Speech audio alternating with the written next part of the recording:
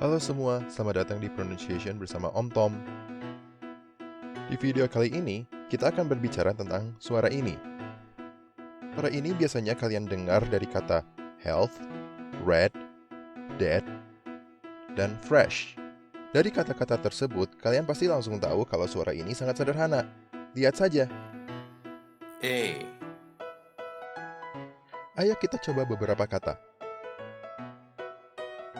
Ulangi setelah saya mengucapkannya.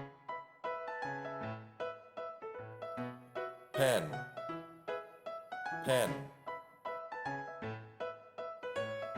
Smell, smell.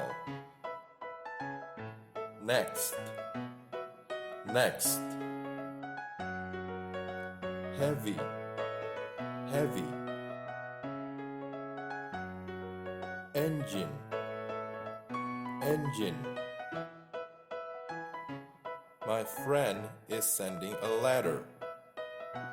My friend is sending a letter. That guest is wearing a red dress. That guest is wearing a red dress. Ben is eating bread and eggs for breakfast.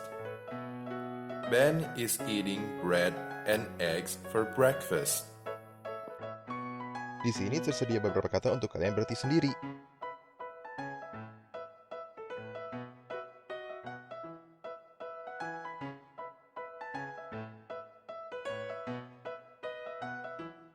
Terima kasih sudah menonton video ini.